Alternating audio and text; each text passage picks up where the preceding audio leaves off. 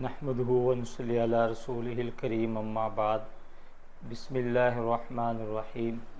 محترم ناظرین، ذی الحجہ کا مہینہ شروع ہو چکا ہے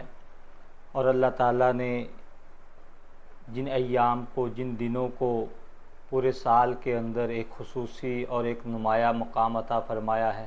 اور اللہ تعالیٰ نے قابل احترام بنایا ہے،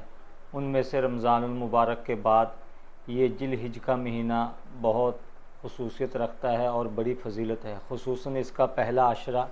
یعنی پہلے 10 دن جو ہے یہ اپنی فضیلت اور مقام اور مرتبے کے اعتبار سے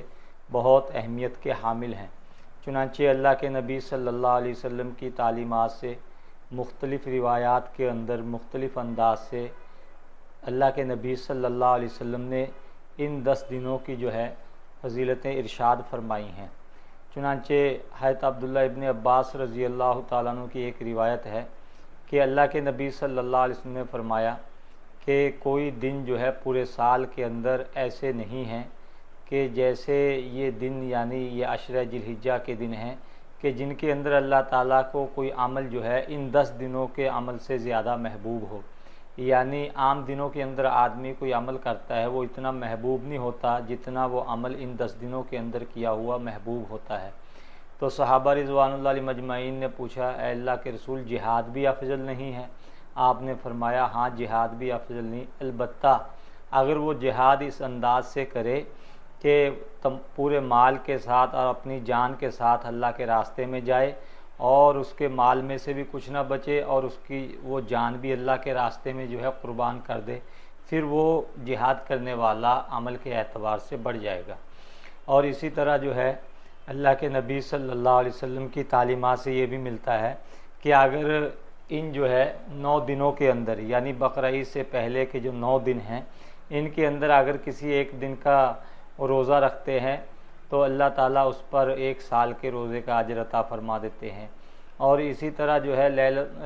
اگر رات کے اندر عبادت کرتے ہیں تو اس کا بھی جو ہے بہت زیادہ اجر لکھا ہے۔ بعض روایات سے تو ایسا پتہ چلتا ہے کہ اس کی راتوں کے اندر عبادت کرنا ایسا ہے جیسے لیلۃ القدر کے اندر عبادت کرنا۔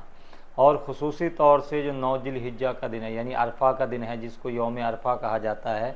اس دن کے روزے کی بڑی اہمیت اور بڑی فضیلت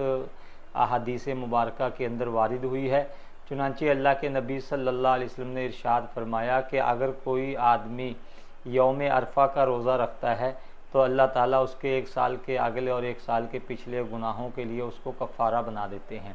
چنانچہ یہ اتنی ساری روایات اور بہت ساری احادیث کے اندر مختلف انداز سے جو اس کی فضیلتیں ارشاد فرمائی گئی ہیں، اس کو دیکھتے ہوئے ہم سب کو جو ہے ان ایام کی بہت قدر کرنی چاہیے۔ خصوصاً کئی کام جو ہے ہمارے اس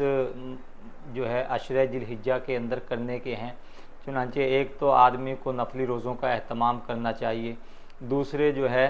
توبہ استغفار کا اہتمام کرنا چاہیے، اس لیے کہ یہ آخری مہینہ ہوتا ہے قمری سال کا، ہجری سال کا یہ آخری مہینہ ہوتا ہے۔ چنانچہ یہ ایک پیغام ہوتا ہے کہ یہ آخری مہینہ ہماری زندگی کے قیمتی دنوں میں سے، قیمتی سالوں میں سے 1 سال اور کم ہو گیا ہے، اس لیے جو ہے ہمیں توبہ استغفار کے ساتھ ان دنوں کو گزارنا چاہیے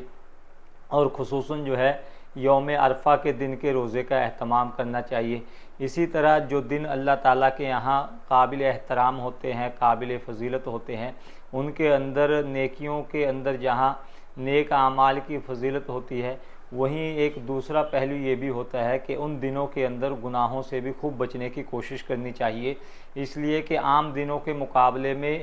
وہ دن جو ہوتے ہیں جن کے اندر کوئی خاص فضیلت اور جن کی کوئی خاص اہمیت ہوتی ہے، ان کے اندر گناہ کرنا بھی زیادہ پکڑ کا ذریعہ ہوتا ہے اور اسی طرح اس گناہ کی نحوست بھی زیادہ ہوتی ہے۔ چنانچہ ہمیں یہ دن جو ملے ہیں ان کے اندر خوب عبادت کا اہتمام کرنا چاہیے، ذکر و تلاوت کا اہتمام کرنا چاہیے، نفل روزوں کا اہتمام کرنا چاہیے اور اسی طرح جو ہے